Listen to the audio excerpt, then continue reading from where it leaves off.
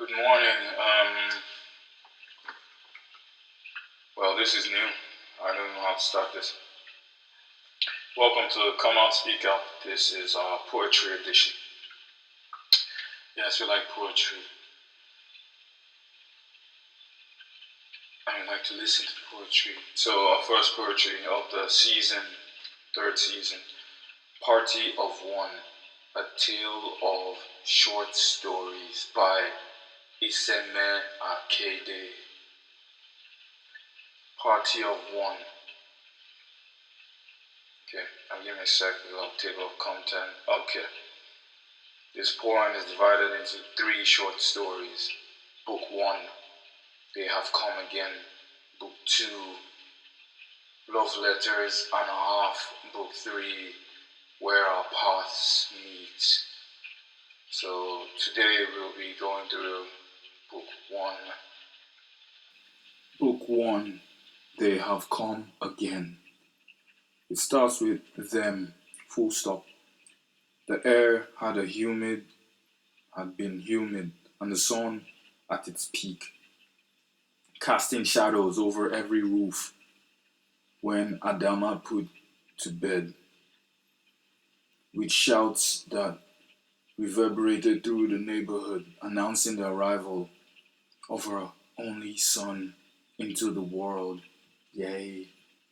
She had birthed him in their little house, sheltered in the corner of the room by her neighbors who rallied round her, a wrapper serving as a barrier between her and her husband and daughters who lay in wait for the news. Her pregnancy had been like the three before this, normally, as she had put it. Only difference was that the baby did not kick very often. She had been worried. Her husband, he said it would be a girl just like the others, because male boys usually very active in the womb. And if it were a male, it wouldn't have given her such peace. She wondered if her husband had once been pregnant. Maybe he has. Adama had chosen to believe her husband's words, saddened by the fact that still she would not be able to provide her husband a male child. One thing he had wanted since her first fruit of a girl child, and then the second, who had also been a girl. By the third, he had all but gotten used to the fact that his wife was only full of girls. Interjection here. Males are in charge of who's a boy and who's a girl. Back to the story. He had said girl children were only extras and she wouldn't be seen as a real woman until she birthed a boy. She accepted then that she would never be a real woman, according to the philosophy of her husband. It was much to her shock when the oldest woman, who had stood in between her legs and ushered her fourth child out into the world, raised the child up and screamed that it was a boy. She had sighed, following with laughter, beads of sweat rolling off her head due to the exhaustion that came with labor. She had reached out for the baby. When the woman had said he had not cried, it was said that every newborn had to cry to signal their entrance into the world. The matron had slapped the buttocks twice, double tap, after which she had let out cries that should have had everyone's ears covered. But this time they only responded with a celebration and shouts of joy, saying finally, Adama had birthed forth a boy. Her husband had been allowed to see the boy till both his wife and child had been cleaned and put to rest. For the first time, Adama saw her husband shed a tear at the sight of their boy, and for that she was glad. She would finally be considered a real woman. Obina had come into the world quietly, and it was a shame he would eventually leave it the same. It was no shock to Adama that her son was a quiet type, keeping to himself most of the time. She watched him grow and only wondered who had gotten that trait from. She was hardly the quiet type, but marriage had subdued her and had gotten her tongue long ago, leaving her a suppressed version of her formerly cantankerous self. It seemed as though her first daughter had been quick to claim it. Her husband, on the other hand, did not speak much, but when he did, it was as though he would never stop. Her son preferred to play by himself, picking up whatever book he saw when he eventually knew how to read. As a young boy in Umaya, Obina, a name his father had given him on his naming ceremony, an event his sisters had told him was very grand, suitable for the only male of the house. The looks his sister gave him did not pass him by. He preferred to be called Obi. Kenobi? As a young boy, Obi had been allowed to go to school, the only child of his mother who was allowed to. His mother would dress him every morning in his green uniform, walk him to school as his sisters watched on front of their place at the fire where they made the morning meal. Obi grew older and soon he was teaching his sisters all he had learned from school. Top lad, giving them books he no longer needed, top G, and teaching them how to read and write. It gave his father great joy to think that all his 4 children would get an education from the price of one. That's very beautiful investment. Adama did not like the idea but could do nothing. Soon her neighbors had started to call him teacher, bringing their own children to Obi for lessons. Adama remembered an incident that happened once where one of the neighbor's children had gotten into a fight with Obi.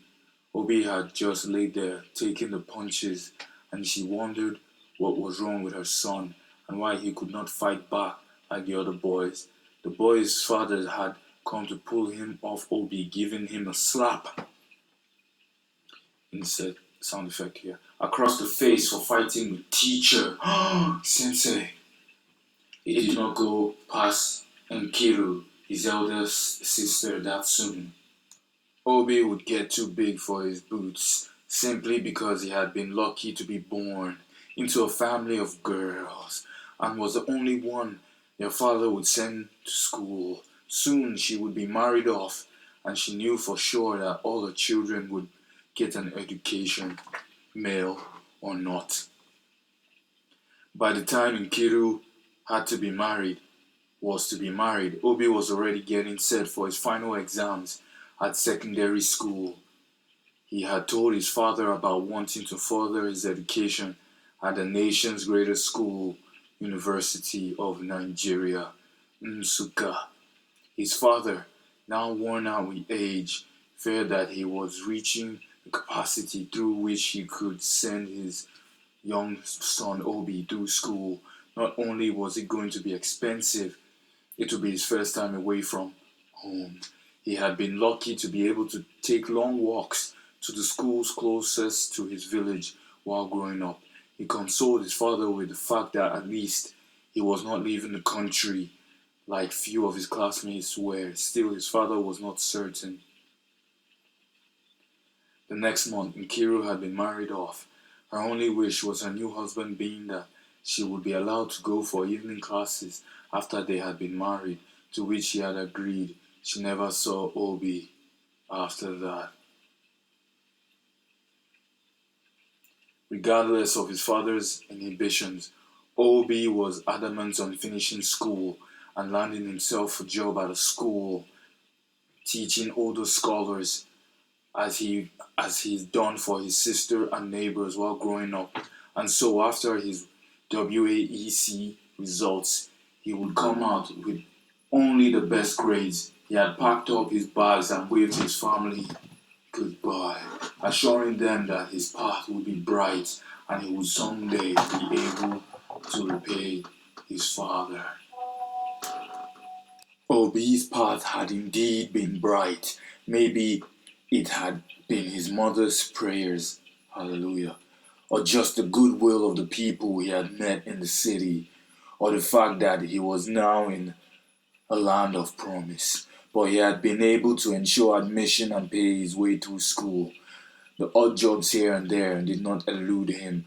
He had done them with much ardor and vim. He had been lucky enough to get a job as a teaching assistant. Immediately he was done with his program, moving into the lecturer's quarters. His only pair of office shoes walked diligently round those school grounds, gaining him a name round the school. Oh, be one wonder. He did not seem to mind. His only mission had been to gain an education and take care of his family. A pair of shoes be damned. In his first day of the teaching assistant, he got word that his father had passed.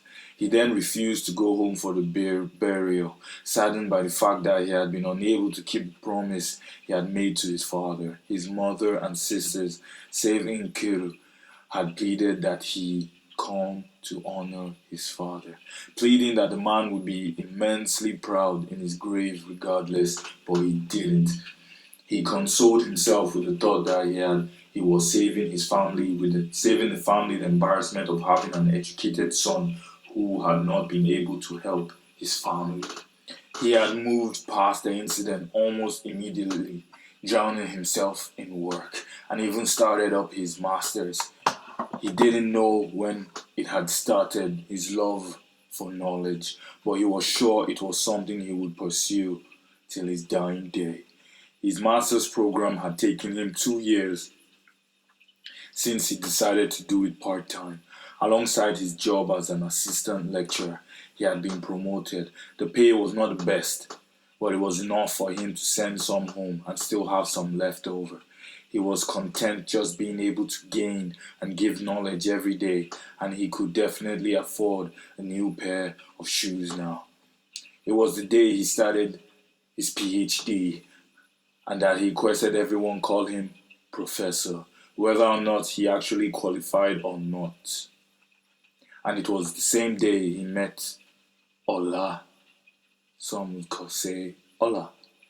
She had been studying business administration and had come into the department where they had met to submit a project. She had said she was in her second year, but from the looks of it and how she was carrying herself, it hardly told on her that she was still classified as a newbie. She had said she was in a hurry and had no time to talk, but Obi had taken her room number and promised to see her again. True to his word, he did, and thus the state of their relationship. They would meet up every day at the cafeteria and only ever sold rice and talk about the plans they had both for life. Prof wanted to be a professor and lecturer till his dying day, and she wanted to start up several businesses. She made it a point to note that she was not looking to get married and be taken care of. He laughed because it seemed she knew he wanted to make her his wife, even without saying. They had continued on even after she graduated, and Prof struggled on his doctorate, proposing to her on her graduation. She said no. 2 years later, when she had a job that paid well, she said yes. Confusing. Their wedding had been quaint and short, with only a few people in attendance. Ola had said a registry wedding would do. When they had discussed the planning, she called herself a modern girl and twirled around, sashaying as though she were a queen, insisting that the village festivals would be too much of a hassle, and so they wedded at the registry with a fellow lecturer and Ola's loudmouthed friend as witness. His mother had offered to come, but he refused, on the grounds that the journey would be too stressful for her. In actuality, Ola wasn't too keen on having in-laws around, and so they got married with only a pair of two and went out to drink palm wine after. Prof had been teaching at the university for all of 8 years when the university decided to let him go. All his years spent in this institution as a student to a teaching assistant to a master's and PhD student, while still being a lecturer, had not amassed to anything, seeing as they had still let him go. Life worked like that sometimes. You gave your best and received nothing in return. Ola already had planned on how she would start up a store alongside her normal job office, which she had been doing, where she had just been promoted to support them. It was then she saw Obi for what he truly was. On a whim, he packed up his family of two and a half and moved them to the north to start a new life, he said. He thought about it every day, if he had actually made the right choice, till eventually he accepted that it was what had to be done, and it had been done already. He thought it was wise to leave early while he still had his dignity, never mind that he could lose something much greater.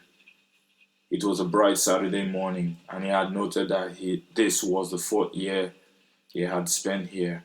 He had confirmed this in his calendar hanging by the door before he left home. He sat at the foot of his bed and wore his shoes, putting down his kaftan and buckling his watch, wondering what he would have for lunch. He put those thoughts aside and stepped out of the house into the hot air of the day. Ola had not been in the house at the time of his departure. He wondered where she had gone. Prof had been at the town meeting that afternoon. He had no political position there or any societal role, but as their self-imposed title on him as the wisest man in town, it was mandatory for him to be present, to impart unto them some form of wisdom. His Hausa was not the best, so he hardly ever understood all they said. He only had servings of a large chunk of their decision. This time it had been about the cattle that were herding on other people's land. He couldn't help but notice that there was strange air around, in the way that the men around the table behaved, or maybe it was in the side glances he got as the meeting went on. No one had approached him to say anything, so he had put it behind him and walked home as he always did after these meetings, to lunch from his wife. He remembered it vividly, seeing his house go up in flames when an accompanying blast that sent him flying a few feet back. A blast too close, it left a ring in his ear. The crackle of the fire seemed to put him in a trance, briefly forgetting that it was his own house that once lay where a ravaging inferno now burned viciously. The sight in front of him had made him forget all about his wife, who he'd been coming home to. Too weak to stand, he crawled around, his white kaftan rubbing against the dusty floor, ashes and debris settling around him. He didn't need to go far. Ola had walked up to him, unharmed by the looks of it, pulling him up to his feet and leading him away from what was once their home. All he was now laying burning into rubble. It made sense while it was only his house that had been targeted and bombed. The insurgents had approached him a week before to join their movement, stand up to the government, pass their message across the bombs and violence. And he declined. Violence had never been his choice of weapon. Judging by his new lack of accommodation, they had shown him how strong their weapon was, and that still wouldn't deter him. His no meant no, and no number of political bullies would change that. He preferred discourse and negotiation. He had always been soft-spoken, and it was no wonder the villagers had accepted calm to call him Prof, meeting him to settle wherever internal squabble they were having. Maybe that's why they wanted him for his mental prowess, but it would be a shame to waste that on mindless killing. On the raffia mat he slept on while his house was being built by well-meaning villagers. He mused around these and more, and why on earth he had actually moved here. A hen had walked past with her chicks, and he momentarily forgotten his train of thought, but remembered immediately. His mind went back to his raised house. Still too recent an event to forget, the North had been plagued with insecurity for far too long, and it seemed the government had no clue on what to do, or just decided not to do anything about it. The forces of the insurgents got stronger every day, with them being financed by unknown sources, and informants feeding them when necessary. He kept a tab on the activities from the radio that sat atop his television, which they hardly used. His daughter spent oh yes, child. His daughter spent most of her free time reading books, much like he did, while Ola roamed around looking lost most of the time, and sometimes he felt bad for uprooting her from her life. But when she was a role of the wife, it's if not to keep the home and trust in her husband's decision for the family, she would eventually adapt and get used to it. He'd seen his mother do the same several times without issue. Ola had made sure to remind him afterwards moving here and had been the dumbest decision he ever made. Best dissertation be damned. What good did it do to have all this head knowledge and no common sense, he had said, since they no longer had anything to their names, save the clothes on their bodies. Ola had left him there with nothing. She had left a few days after the fire, all of which she'd used to try to persuade her husband to come along with her, but he had refused. There was only so many nights of sleeping on a mat on a hard ground Ola would take. A woman like her was not made for suffering. He'd known this long ago and had promised her quite the opposite. He failed at he failed at the promise, and now her reality was different. Not long after she had gone, did they strike again. Prof had thought he had succeeded in their plan to teach him a lesson he would not forget, but he was wrong. The house the villagers had built for him had not been the best, but it served the main purpose of the shelter, being barely enough for him and his daughter. He had taken over every responsibility of cooking for them, cleaning after them, and then walking out to school every morning. If anything, they had grown closer over the months. He wasn't sure how long it had been since Ola left. He figured that not keeping count of how long it had been would help lessen the weight of such a thing as having a wife leave you. Didn't. He thought about her every single day. This was a Saturday when it happened. His daughter had been playing in front of the house while he had been reading a textbook on economics, one he read before anyway, while the radio played the afternoon news. One moment the birds were chirping in the quiet Saturday haze, and next he was jolted by a sharp scream of his daughter jumping to his feet and running outside. He remembered kneeling over his daughter's body. She was dead. His sweat and tear mixed with her blood, cradling her bloodied body in his now stained hands. The insurgent had come to him once again to in proposition to propose him to join them. Again he said no, and this was punishment.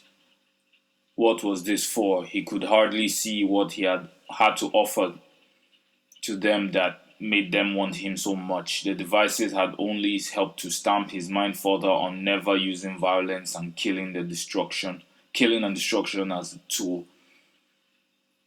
They'd taken his home and now they'd taken his heart. She was just a little girl who had done nothing and didn't deserve to die and be mixed in this mess. They killed her as she played, as if sending a message that no matter what was happening, they would strike. His daughter was all he had left after his wife left him in the violent city, letting them know her life was more important to her than helping him prove a point by still staying where he wasn't welcomed and where his life was at stake. There was more to life than his jeje attitude to life. I will not fold my hands and sing to the tune those abokis will whistle at as they hold a knife to my neck, she said as she dusted off the sand of their life, here off the soles of her sandals. What more could these men take from him? His life? At this point, he didn't doubt they would come after that. It didn't make sense. Why couldn't they take no for an answer? He had read an article a long time ago about the effects of yes and no on the brain. No was negatively balanced, produced slower response times, and evoked a negative signal in the right lateral orbitofrontal cortex. That's in the brain. It had said more psychological jargon he couldn't remember now. He made sure to send word to Ola about the sad news of their daughter's passing. All the days leading to her burial, he had berated himself and wished, in fact, that he had let Ola take her. At least he would still have a daughter now. Maybe she was right after all. Maybe, just maybe, this fight was not one to be won.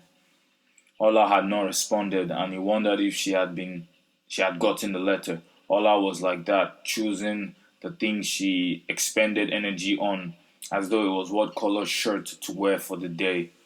When they had started seeing each other, it seemed a cool thing about her. It seemed a cool thing about her, but now he almost thought about her irresponsibility, but realized immediately that he was the irresponsible one who led his family out to die. Obi waited every day hoping to hear back from her, but after the third week, he took it she would not write back. With nothing else to do, Obi spent most of his days sleeping, thrown into dreams of when he was younger, his times with Ola, and how happy she had been to get married, to the ambitious one at that. The love she held in her eyes for him began to dwindle the moment he had asked her to take lesser hours at work, and by the time they had moved, there was none left in her eyes, just dull pupils which once lay love. He had no work, no garden to tend, no daughter to care for, and no wife to share the joys and falls of the days with. He had stopped going to the community meetings. They had all been privy to the plan of burning his house and said nothing. Or at least he thought so. Friends were off the list because Obi was never fond of the idea. He only had people he would speak to when necessary, and none of them existed here. All he had was his family, and he no longer had that. Somehow days turns into nights, nights into weeks, weeks into months of mourning his loss, and gradually adjusted to what was left of his life, now dreary and very lonely. These days he took walks, long walks, and that led him nowhere, walking past the little children playing 10-10 on the streets, and singing and walking past the town square where he had once been seated, deliberating with those men who now looked on as though they didn't know him, every man for himself, after all. Today's walk had been particularly nostalgic, reminding him of the time back in school when he was still trying to woo Ola, and how adamant she was on trying to play hard to get. He knew better. She had walked up to his college one day and looked for him, and had feigned ignorance when he saw her pacing the entrance.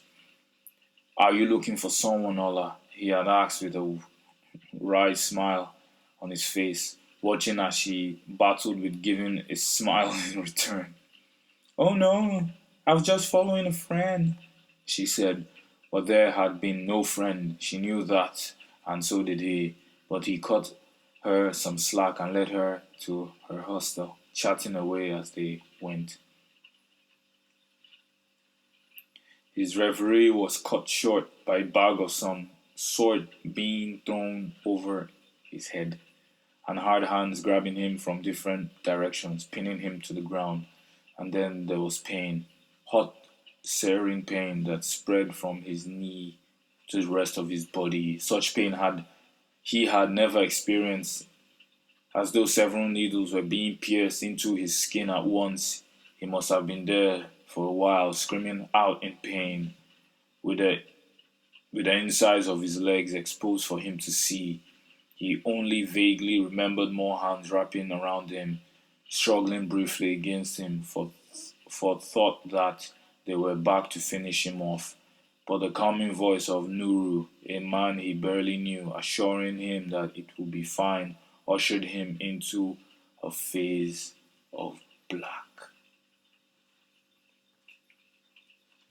He remembered waking up from a drug-induced sleep to find out he had woken up he had woken up short of one limb.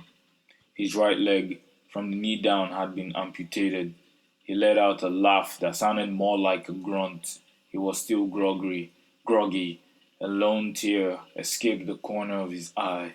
It seemed they had the last laugh, but he wouldn't mind laughing along with them. They succeeded in breaking him. Nothing but his spirit remained, and he was on the verge of losing that. Nuru had come to visit, making some small talk and offering him food, all of which Prof declined, hoping Nuru would get the message and leave him be.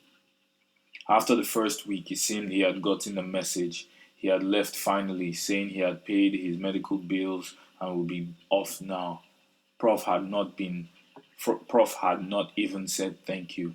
Without a leg, he willed to live hard diminished. His will to live hard diminished. Apologies.